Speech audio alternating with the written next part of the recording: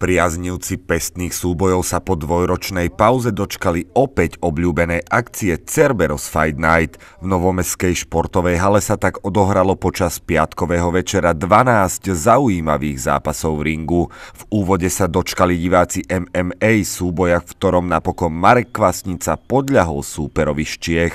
Novomestských fanúšikov však potešil Michal Lukáčik, ktorý svojho súpera poslal z ringu v druhom kole KO. Chcel som ísť po spodku KO, to sa aj podarilo, trénoval som to 3 mesiace s veľkými frajerami, ďakujem Miškovi Plesníkovi, chalanov, oni vedia.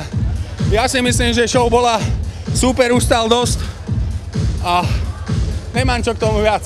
V ďalšom zápase sa predstavil domáci borec Jan Ondrejkovič, ktorému však súper z Českej republiky uštedril KO.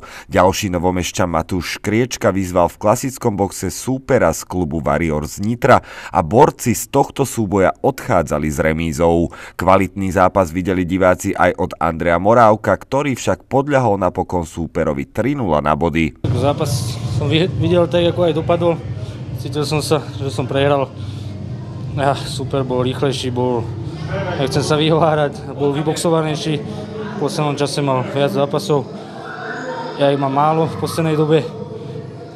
Boli nejaké zdravotné komplikácie, ale to je jedno, jednoducho som prehral, lebo bol lepší super. To je celé. Šport je taký, nedá sa len vyhrávať. Občas príde aj prehra. V 10. zápase si pod plnými thajskými pravidlami poradil so svojím súperom Lukáš Kotleba, ktorý mu vystavil stopku v druhom kole KO.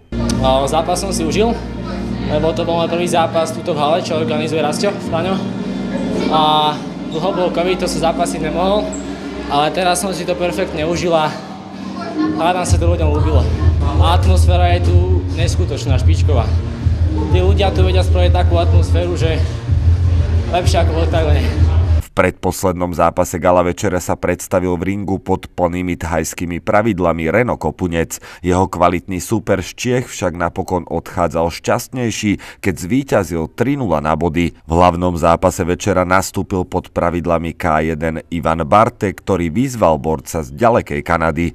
O víťazovi rozhodovali body rozhodcov, ktorí sa napokon priklonili na stranu Ivanovho súpera a ten zvíťazil 2-0. Myslím, že určite viacej kopal a s tými kopačkami mi zobrali veľa síra, veľa energie. Mal som taktiku, že ho budem cez ruky, pôjdem na ňo, ale niekedy sa mi to podarilo, ale väčšinou s tými nohami ma zastavil hneď, takže som sa nedostal k tomu úderu, ktorý by to potrebovalo.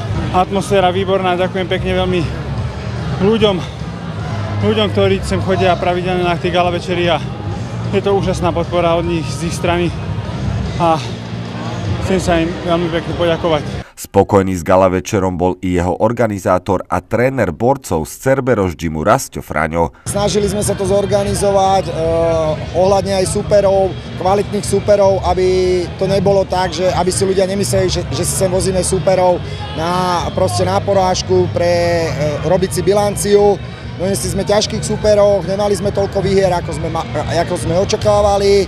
Ale myslím si, že Cerberus Fight Night 9 prebehol dobre. Myslím si, že zápasy boli dobré. Som rád, že nás prišli ľudia aj po tých 2 rokoch podporiť. Urobili skvelú atmosféru. Gala večer Cerberus Fight Night skončil i tentokrát s veľkým úspechom. Aj preto už teraz organizátori rozmýšľajú nad jeho ďalšími pokračovaniami. David Svitač, televízia Pohoda.